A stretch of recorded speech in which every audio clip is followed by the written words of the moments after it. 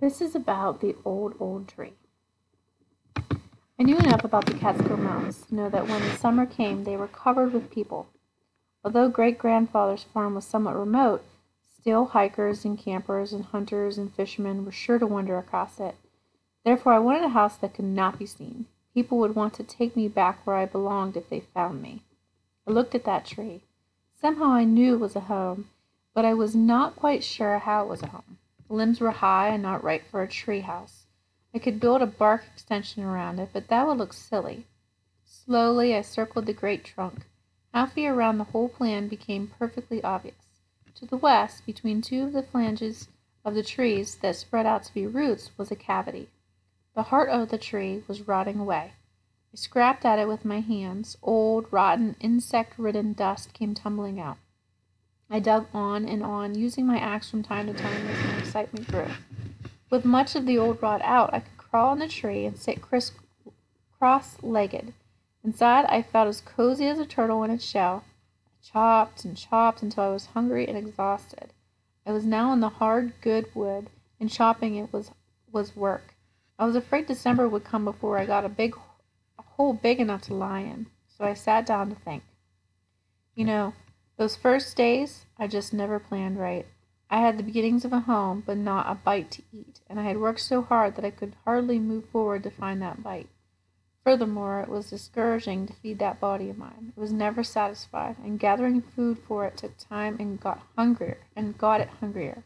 Trying to get a place to rest, it took time and got it more tired, and I really felt I was going in circles and wondering how primitive man ever had enough time and energy to stop hunting food and start thinking about fire and tools. I left the tree and went across the meadow looking for food. I plunged into the woods beyond, and there I discovered the gorge and the white cascade splashing down the black rocks into the pool below. I was hot and dirty. I scrambled down the rocks and slipped into the pool. It was so cold I yelled, but when I came out on the bank and put on my 2 pairs of trousers and 3 sweaters, which I thought was a better way to carry clothes than in a pack, I tingled and burned and felt coldish. I leapt up the bank, slipped, and my face went down in a patch of dog-tooth violets. You would know them anywhere after a few looks at them at the botanical gardens and in colored flower books. They are little yellow lilies on long slender stems with oval leaves dappled with gray. But that's not all. They have wonderfully tasty bulbs. I was filling my pockets before I got up from my fall. I'll have a salad-type lunch, I said as I moved up the steep sides of the ravine. I discovered that as late as it was in the season, the spring beauties were still blooming in the cool pockets of the woods. They are all right raw, that is, if you are as hungry as I was. They taste a little like lima beans. I ate those as I went on hunting food, feeling better and better until I worked my way back to the meadow where the dandelions were blooming.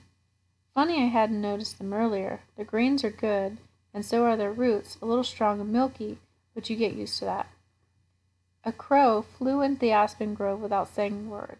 The little I knew of crows from following them in Central Park, they always have something to say. But this bird was sneaking, obviously trying to be quiet. Birds are good food. Crow was certainly not the best, but I did not know that then, and I launched out to see where it was going. I have a vague plan to try to noose it. This is the kind of thing I wasted time on in those days, when time was so important. However, this venture turned out all right, because I did not have to noose that bird. I stepped into the woods, looked around, could not see the crow, but noticed a big stick nest in a scrabbly pine. I started to climb the tree. Off flew the crow. What made me keep on climbing in face of such discouragement, I don't know, but I did, and that noon I had crow eggs and a wild salad for lunch. At lunch I also solved the problem of carving out my tree. After a struggle I made a fire. Then I sewed a big skunk cabbage leaf into a cup with grass strands. I had read that you can boil water in a leaf, and ever since then I had been very anxious to see if this were true. It seems impossible, but it works. I boil the eggs in a leaf. The water keeps the leaf wet, and although the top dries up and burns down to the water level, that's as far as the burning goes. I was pleased to see it work. Then here's what happened. Naturally, all this took a lot of time, and I hadn't gotten very far on my tree, so I was fretting and stamping out the fire when I stopped with my foot in the air. The fire! Indians made dugout canoes with fire. They burned them out, an easier and much faster way of getting results. I would try fire in the tree. If I was very careful, perhaps it would work. I ran into the hemlock forest with a burning stick and got a fire going inside the tree. Thinking that I ought to have a bucket of water in case things got out of hand, I looked desperately around me. The water was far across the meadow and down the ravine. This would never do. I began to think the whole inspiration of a home in a tree was no good. I really did have to live near water for cooking and drinking and comfort.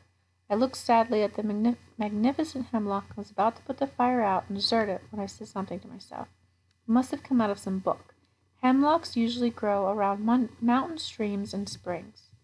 I swirled my head.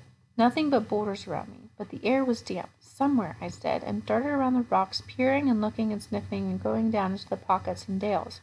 No water. I was coming back, circling wide, when I almost fell in it. 2 centennial boulders, dripping wet, decorated with flowers, ferns, moss, weeds, everything that water loved, guarded a bathtub-sized spring. You pretty thing, I said, flopped on my stomach, and pushed my face into it to drink. I opened my eyes. The water was like glass, and in it were little insects with oars.